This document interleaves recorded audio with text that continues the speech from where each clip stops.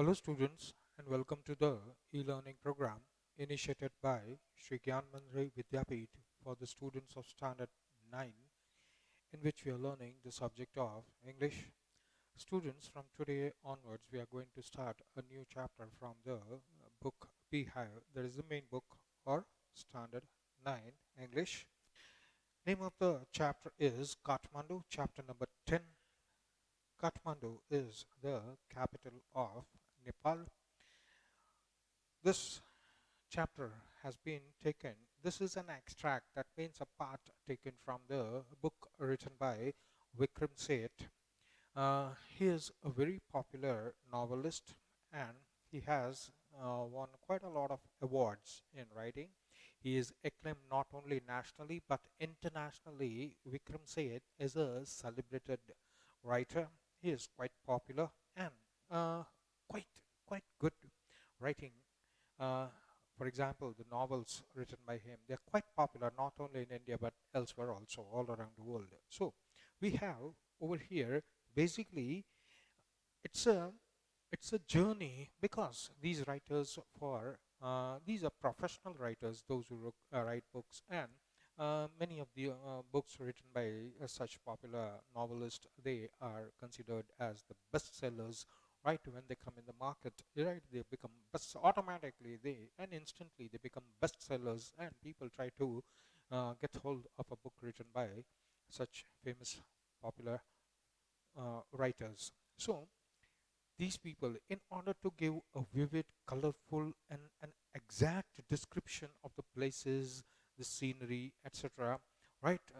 If they are writing some action or thriller novel, then to get the whole of the scene, to better describe that scene, they particularly visit lots of places in the world. So Vikram Seth also, because he's a professional writer, so he has to journey to lots of places for giving the exact account of what he has seen over there, and plotting the novel in such a way that that scene over there, the place over there, gets capitulated in a very good sense. So in that way, these writers, they have to travel far apart, far all over the world. They have to travel because they need a big, beautiful place, and they need some exact location around which the plot is going on.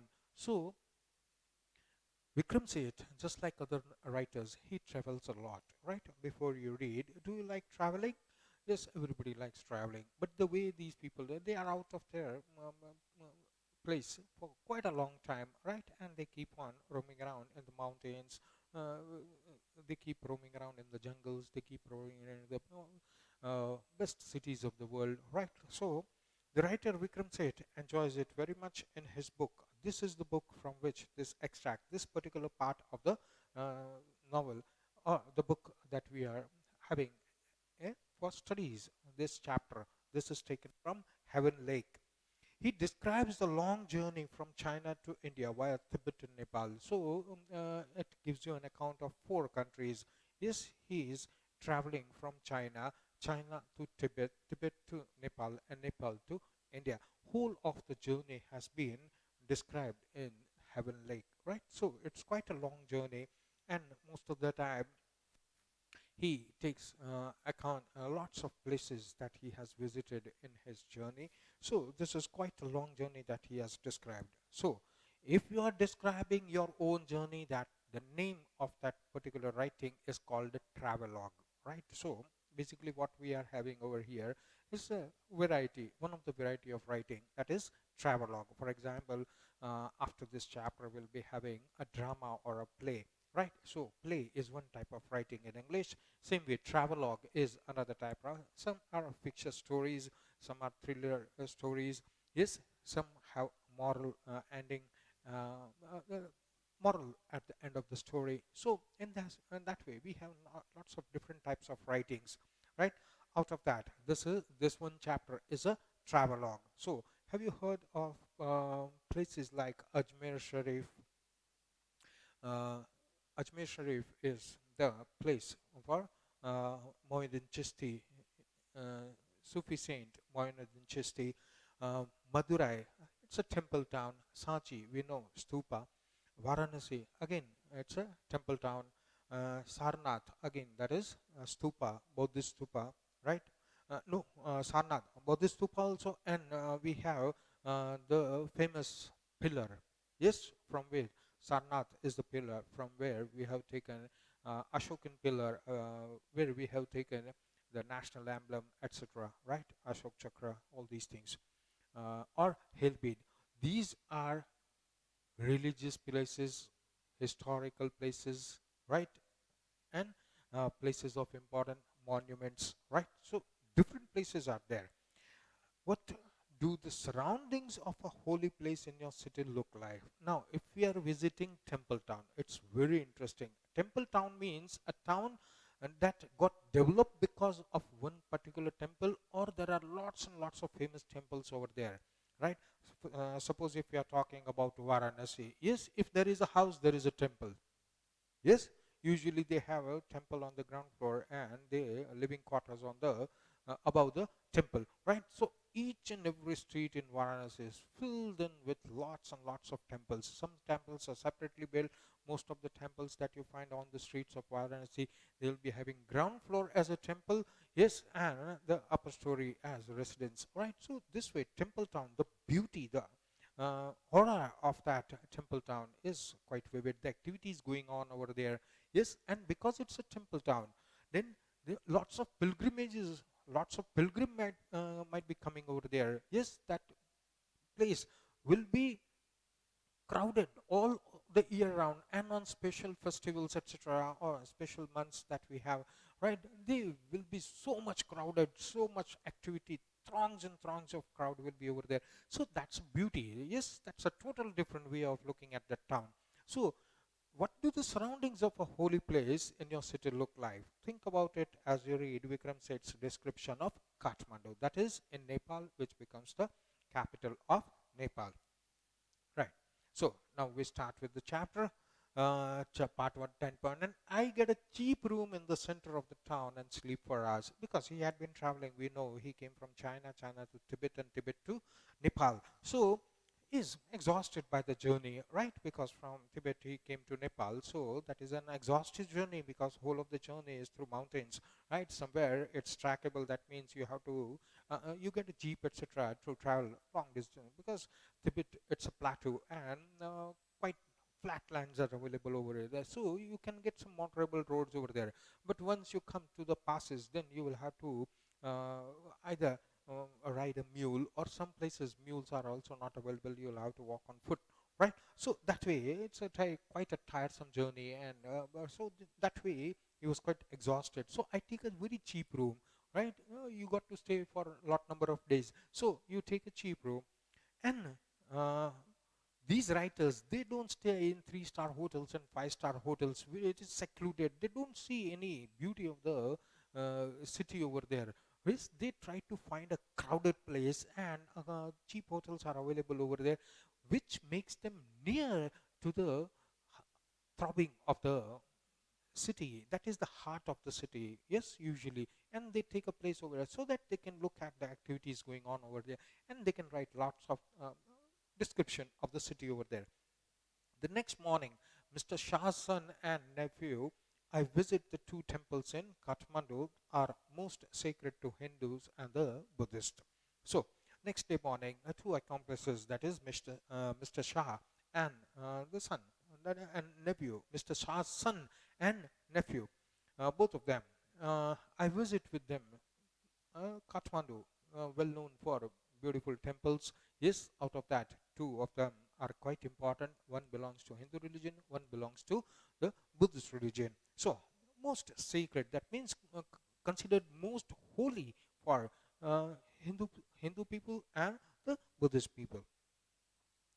At the Pashupatinath, yes, Pashupatinath is a famous temple that is situated in Kathmandu, Nepal, right? It is famous world over. We know Nepal, it has declared itself the only Hindu state or the only Hindu country in the uh, all over the world. Yes, Nepal is the only declared Hindu state in the world. Yes, in the constitution it has declared itself a Hindu state, whereas India, where the maximum followers of Hinduism are there, but then also we are secular and we have not declared any religion as a state religion, whereas Nepal has declared Hinduism as its state religion. Yes, and because not 100%, but then maximum of the population of the country of Nepal, they follow Hinduism, and of course Himalaya is considered as the abode of gods and goddesses, right? So Pashupatinath, basically, that is the form of Shiva, one of the form of Shiva, right? So Pashupatinath, it's a very famous temple in Kathmandu, outside which a sign proclaims entrance for Hindus only, right? Because they very strictly follow that. But then when it's a tourist place, lots of foreigners also come over there. They also want to visit the place because it's one of the famous temples of them. Because they have taken tour of Nepal, then they got to see the temples. Yes, same way when we go to say Italy or elsewhere, there are lots and lots of churches over there, all over France, England, Europe. Yes, there are lots of famous churches over there, right? So we go to see them. It's nothing new, right? So same way, foreigners, they come to Kathmandu, they want to visit the Pashupatinath as a temple, as it is one of the most famous Hindu temple in the world.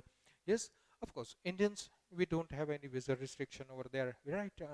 Any Indian identity, even say driving license will work to get you into Nepal, right? And you can roam around in Nepal, or even our currency works over there, so we don't even have to exchange currency, right? But then uh, there is a board over there at the gate of Pashupatinath temple. Proclaim means it declares. It's written over there, entrance for Hindus only. There is an atmosphere of febrile confusion, right? Febrile confusion, you don't know actually what you're seeing over there. There is such a lot of confusion in front of the Kathmandu, the famous temple, Pashupatinath temple, that it's a febrile confusion. Why? Because priests are also there, hawkers are also there, devotees are also there, tourists are also there. Yes, cows, monkeys, pigeons, dogs. That means not only human beings but animals also. Some of them, they are pet animals like cows, etc. They're considered holy also, right? At the same time. Same way, because you find lots of cracks and lots of holes in these temples and in these old buildings, so lots and lots of pigeons are also there. So you see, priests are also there because it's one of the famous Hindu temple. So, and it's quite a huge one also. Plus on the in that city, right, there are lots and lots of Hindu temples also. So you will find lots of priests roaming around there, hawkers trying to sell their wares over there, devotees coming from all over Nepal, all over the world, India also. Tourists, not only Indian tourists, but tourists from other countries, foreigners, Western countries, they are also visiting over there. Then you will see lots of animals roaming around there, birds, that is cows, monkeys, pigeons, dogs. They roam around through the ground. We offer a few flowers, right? Ah, so he had gone with Mr. Shah's son and nephew. So of course they are allowed inside, right? Because they are Hindus, so they are allowed inside, and they go inside and offer prayers and offer flowers to the deity. There are so many worshippers that some people trying to get the priest's attention are elbowed aside by others pushing their way to the front. Now, if we have seen, for example, even in our city or anywhere else, wherever there is a famous religious place, a temple, yes, for example, Sai Baba ka mandir hota hai, right? So on particular days, there is a heavy rush, especially on Sundays when people have enough time to go to mandir, so, spend some half an hour over there. So there will be lots and lots of rush over there. Huge crowd will be thronging over there, and people won't get place to go inside. They'll be pushing and pulling each other, elbowing each other. Dad, किसी का बच्चा गुम हो गया, किसी का बच्चा आगे चला गया, right? Shouting at each other. Lots of commotion is over there, especially inside the mandir. Inside the mandir, okay, the place is also quite cramped, quite small, and people do not have that much place to go ahead. Everybody is pushing everyone, and now people have to offer some special things also to God. right? On some occasions, yes, बच्चे का birthday है या दादा दादी का birthday, they have got to offer something to God and get prasad, and also so they are trying to get the priest's attention who is over there. Yes, जिसको गर्भगृह बोलते हैं, right, where the idol is, right? So priest is over there, we get his attention. Then of course जो थाली या जो जिसमें हम लेके जाते सामान, right, no, we give it to the priest. Yes, he goes and touches our gift at the feet of the deity and then returns us, right? So that is the prasad that we have. So in that way, everybody is trying to get hold of the priest's attention, and everybody is trying to elbow each other, right? Push each other so that they can get a headspace to move forward. A princess of the Nepalese royal house appears, everyone bows and makes way. Now, uh, the constitution of Nepal, though it is recently made, right? Earlier there was monarchy over there. That means it was the king's rule over there, and the kings, a whole line, a dynasty, yes, was ruling Nepal since recent times, right? But because everywhere nearby there was democracy, and so the demand for democracy started in Nepal, that we don't want our king's rule, we want our own parliament, right? That is the rule of the people. That is called democracy, of the people, by the people, for the people, right? We don't want a king ruling us. So the king did not object to it and happily gave the country in the hands of the people, though he had, that's called monarchical type of democracy, where you do have a parliament and people get elected. You whole of the election procedure is perfect, right? People get elected and go to the parliament, then they have a prime minister, but the last say will be of the king. Yes, he still has control over there. Then people demanded that we have complete control. Yes, and the king did not object to it. He sidelined and gave the country in the hands of the people. Then the parliament since then has been running the country. Yes, now the country is completely democratic and it has nothing to do with monarchy. So uh, the king's rule is now no more. But then whole of the Nepal devoted, just like England is devoted to the royalty. That means the royal people, uh, the king, the queen, actually, right? So whole of the people's focus is always there on the royalty, right? Same way in Nepal also, though it is democracy now, but people highly respect the complete royal family. So one of the princes of the royal family must have come to offer prayers. So there is always a special passage everywhere in the in all most of the important temples, famous temples. There is always a passage for the VIP.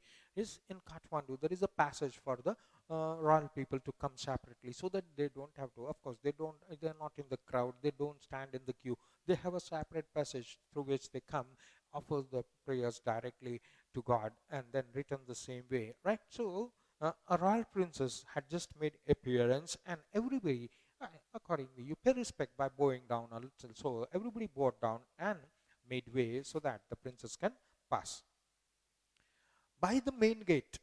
Now there is a lots of commotion over there. Yes, tourists.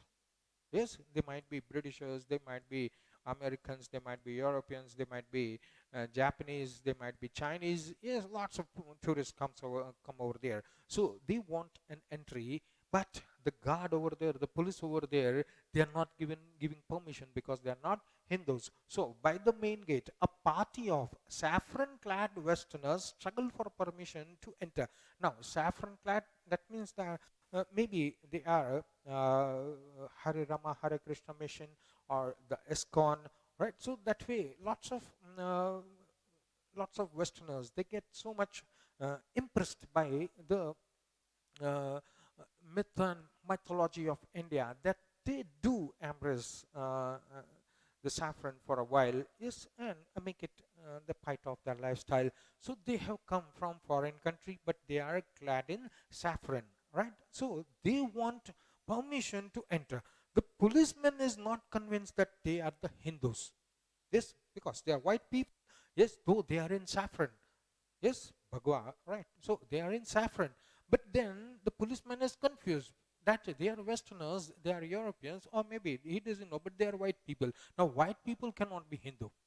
So he doesn't allow them entry. But the people who are clad, those who are wearing that saffron, they say, okay, we are from Hare Rama, Hare Krishna mission, or ISKCON or something, or some other um, outfit. But then they want to get entry into the temple. They want to offer their prayers. They want to see the complete temple. Yes, they are devotees and they should be allowed to enter. But the God is not convinced that they are Hindus. So there is a commotion over there. And at the end, usually the people when because now the guard because constant rush of tourists is there now kis ko mana karega. So after a little bit tussle, people get through. So the policeman is not convinced that they are the Hindus. Only Hindus are allowed to enter the temple. It's written over there also. A fight breaks out between two monkeys. Now monkeys, they are in plenty at Pashupatinath. Yes, the whole of the city of Kathmandu, monkeys are in plenty. Yes, in our country also, lots and lots of temples are there where you will find lots and lots of monkeys. Whole of the temple.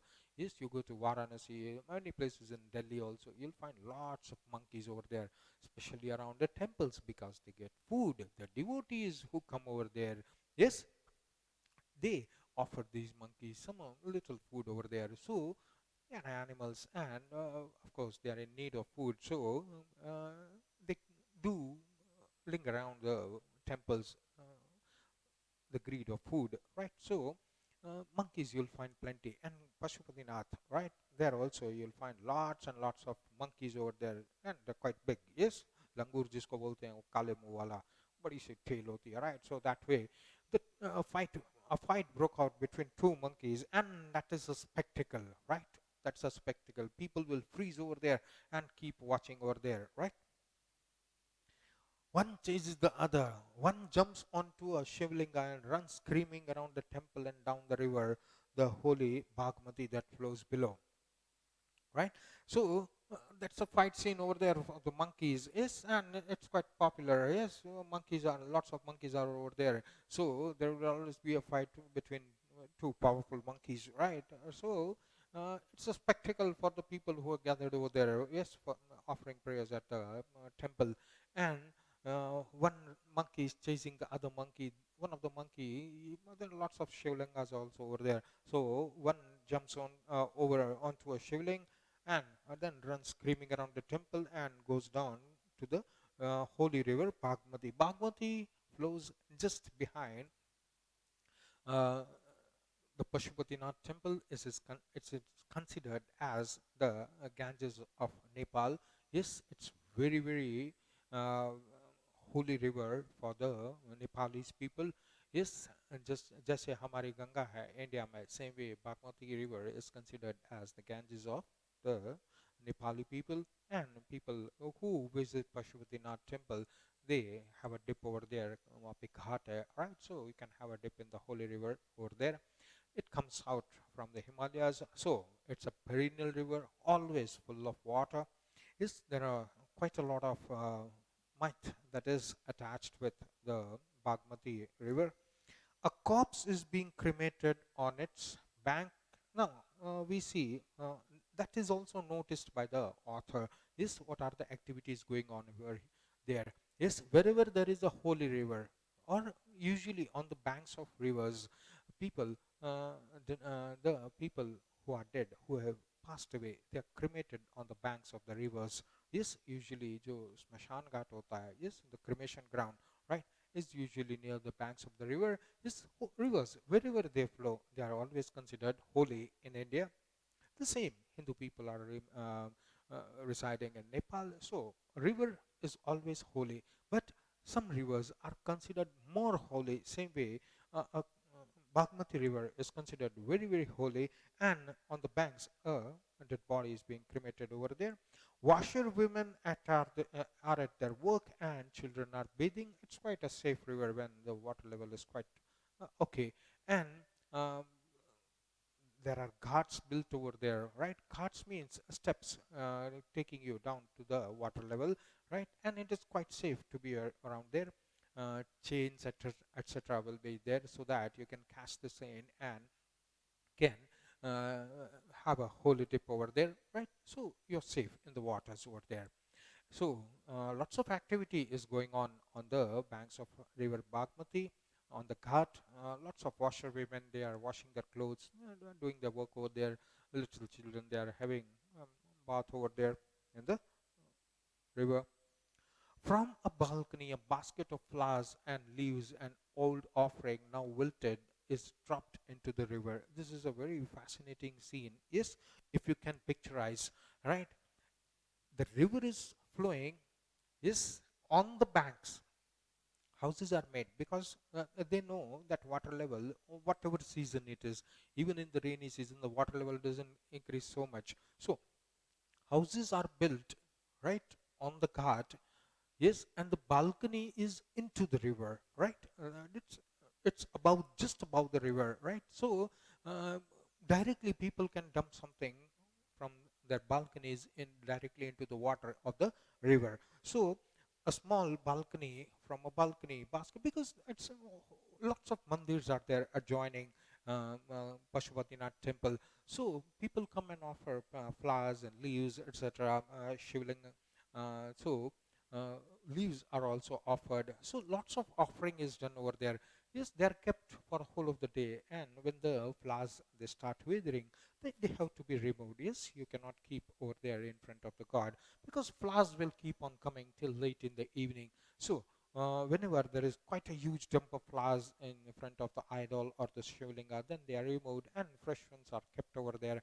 Now, how to dispose the flowers, the offerings, the leaves, etc. So they mean in a bamboo basket. They are filled in the bamboo basket and thrown directly into the river. Right? Is dropped. Old offering is now wilted. Wilted. That means it's now withered. Flowers also wither after 5 6 hours. Leaves also they start withering. It's dropped into the river. A small shrine half protrudes from the stone platform on the river bank. When it emerges fully, the goddess inside will escape, and the evil period of Kali Yuga will end on the earth. So this is a myth, right? A belief, right? Uh, a small shrine, it's a small shrine, a small temple, right? That is half protruding from the water. That means water level is such that you can see the top part of that shrine. It's a small shrine. But there is a saying, or there is a myth, or it is a belief that when the shrine completely will come out of the water, that means the water level has to recede. Yes, then only the shrine will be seen clearly above the water. When that happens, that means up till now it has never happened. We just discussed that um, Bagmati is perennial river. That means 24 by 7 and all the year round, 365 days. Water level is going to be quite good. Yes, because it is coming out of the Himalayas. So there will be lots of water, especially in summer. Snow melts, water level goes up. Rainy season, we know lots of rains in the Nepal, and lots of snow in the higher altitude of the Nepalese mountain over there. So at that time in winter, the because of snow, but then rain happens in Nepal. So what happens is all year round there will be quite a lot of good water level over there. So every time you can see the shrine half submerged in water. But according to the saying, according to the belief, according to the myth, when it emerges fully, a goddess inside will escape, and that means the evil period on earth has ended, which we say as Yug. Yes, the different phases of time. So we know right now Kali Yuga is going on. So when that uh, temple or that small little shrine will be completely seen above water level, then it will be easy for the goddess inside to escape, right? And at that time, it is believed that Kali Yuga will come to an end. Now, up till now was the holy shrine of Pashupatinath. That was a Hindu shrine. Next, the author Vikram Seth, Mr. Shah's son and nephew, all three of them now visit a Buddhist place. Right now, Buddha and his followers had spread Buddhism far and wide. Yes, so Nepal, Sri Lanka, they are the nearest countries on the borders of India, yes, there Buddhism had spread. So, and we know Tibet above Nepal, it's a completely Buddhist country, the only Buddhist country in the world, right? So, next, they go to stupa. Now, what is a stupa? Stupa is a holy shrine for the Buddhist where relics of Buddha or his followers are kept. Now, what are relics? Yes, relics means a part of the body which has been preserved very safely in a box, wooden box over there. Yes, it can be a hair of Buddha or his followers. It can be a tooth, one of the tooth of Buddha himself or one of his followers. Uh, Hair, tooth, uh, bone, and nails. These are some of the body parts that are preserved in the stupa. Then it is called a stupa because they have to be preserved over there in a wooden box and kept over there. Buddhist people, they pay their offerings, they pay their respect, they pay their prayers or offer the prayers over there in the stupa. That is what a stupa. Usually it will have an oval uh, top on it. It will be circular and an oval top on half semicircular. At the Bodhanath Stupa, the Buddhist shrine of Kathmandu, there is in contrast a sense of stillness. Now, if we visit the any temple, there will be lots and lots of noise, and especially on crowd days, there will be lots and lots of noise. Yes, lots of hawkers will be there, huge crowd will be there. There will be such a mess up. The temple bells, they will be ringing continuously. Yes, lots of people come over there, right? Well, they are talking, laughing, shouting. So there will be lots of commotion, confusion, and lots of noise in a Hindu temple. Now, the author, when he visits that Buddhist stupa, yes, that is Bodhnath stupa, he sees a complete contrast. Here it is absolutely still. Still, that means no noise. There are lots of visitors over there, but nobody is making any sound, right? A sense of stillness. Its immense white dome is ringed by a road, right? That is called the immense white dome, or that is ringed by a uh, road. That is called um,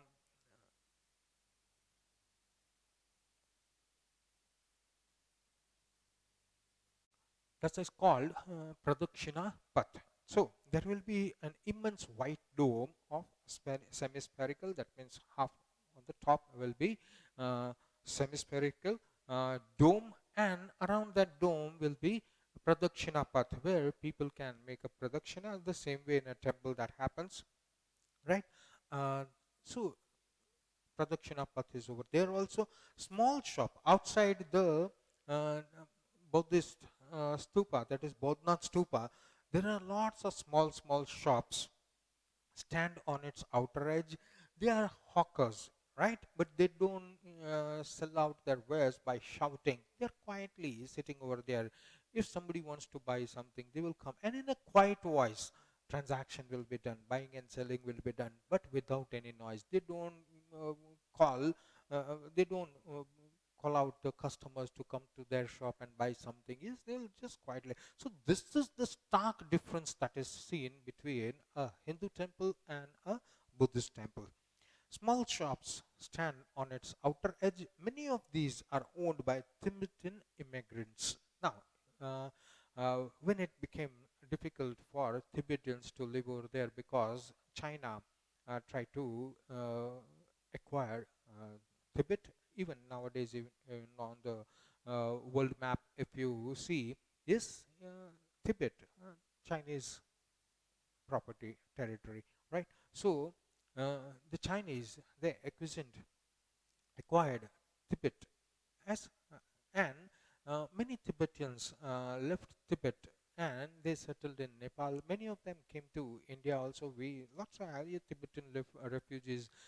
They set up their shops every winter, right, in our city, everywhere in all the cities. Tibetan refugees, they set up shops for selling their woolen clothes, yes, jackets and all that, sweaters, jackets, mufflers, and these people, they have left Tibet quite a long ago because of the Chinese aggression, right? So many of these, they are owned by Tibetan immigrants, people who ran away from Tibet and settled in Nepal. Yes, basically, they are not the citizens of Nepal. They are the citizens of China, Tibet, but Nepal government, because they ran away, and Nepalese government, same way Indian government, they give them shelter, right?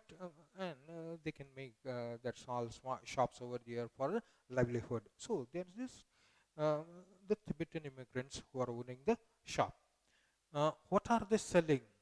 Felt bags, Tibetan prints, silver jewelry that can be bought over here. So they are selling their wares over there. Yes, lots of felt bags are there, right? Felt bags, so हम shoulder में उसका strap लगा के, it's a, you can keep small things in your bag over there, right? Especially when you are on a journey going outside, you need small things that you can keep in the felt bag. It's very good for tourists. Same with Tibetan prints, right? They are quite popular. Some silver or oxidized ornaments are over there. Jewelry can be bought over here. There are no crowds. There are no crowds. That's the beauty. Yes, lots of people are over there, but it doesn't look like a huge crowd. Yes, the expanse is also quite big, but then the people are quite scattered. Everybody is walking slowly. Everybody is going on to the destination wherever in that complete space. This is a heaven of quietness. Please see the spelling. It is not Heaven, it is Haven. Haven means a safe place. A safe place of quietness in the busy streets around. Around that, if you come outside that area, you will again find busy streets, lots of commotion over there. Yes, traffic also, cows also, goats also, everything you'll find over there, lots of commotion, noise over there. But you come into this area happens to be a safe place for quietness. If you want quietness, sereneness, then you can come and sit over here in the busy streets around. Kathmandu, now we come to the description of the complete city. Uh, we try to view Kathmandu with the help of the author's eyes, how he views the city. He views the city as Kathmandu is vivid, quite different in different places. Yes, mercenary, that means which works only for money. This Nepal, as such, is not quite a rich country. Yes, and most of the population is of Nepal. It's quite poor.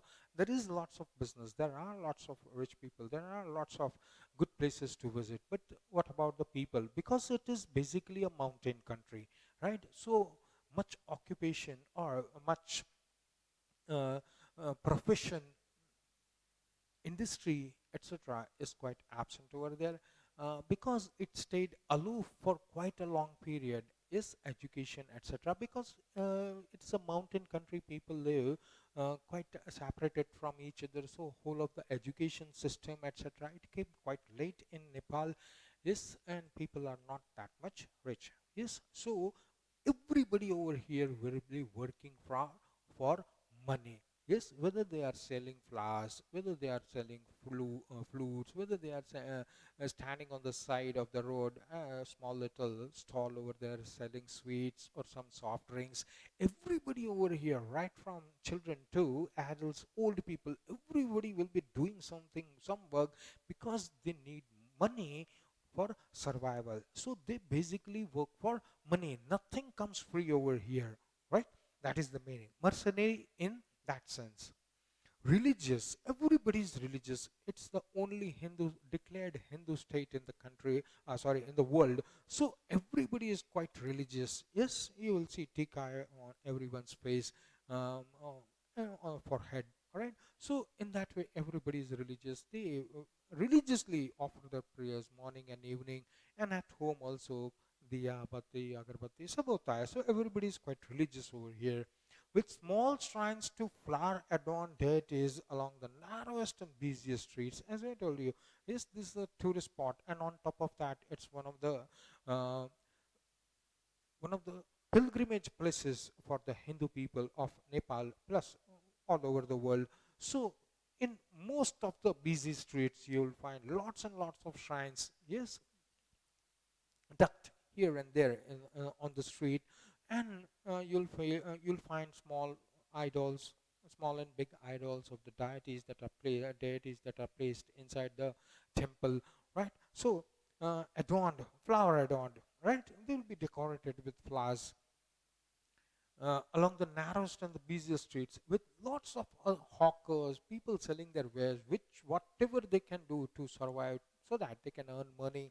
There will be fruit sellers, there will be flute, that musical instrument, hawkers for postcards, because lots of tourists comes over there, and the westerners who come to these eastern parts of the world, is when they come over here, they want to buy postcards so that they can write and post it, and their friends, they can get that postcard. They'll get a beautiful picture of the place they are visiting. Yes, that can be kept as a souvenir, right, or a gift, right? So lots of postcard sellers are there. Small kids will be selling postcards over there. Shops selling Western cosmetic, because lots of Western people, they come over here. European people come over here, so they want cosmetics, right? Yeah, right. They bring with them cosmetics, and if they don't need, they're going to sell it over there in the market, right? So lots of shops buying and selling of both the things will happen over there. So you'll find lots of shops that are selling Western cosmetics, because though Nepal, it's a Himalayan country, right? The temperature is quite low all around the year. But then also these people who come from Europe and other parts of the country, they are not that much acquainted with the equatorial climate that we have in India, right? The scorching heat that we have, it gives burns on their skins. So they want to apply ointment and cream and all that, so that the skin remains safe. So you'll find lots of Western cosmetics sold in lots of houses over there. Students, with this we complete our today's lecture. Thank you.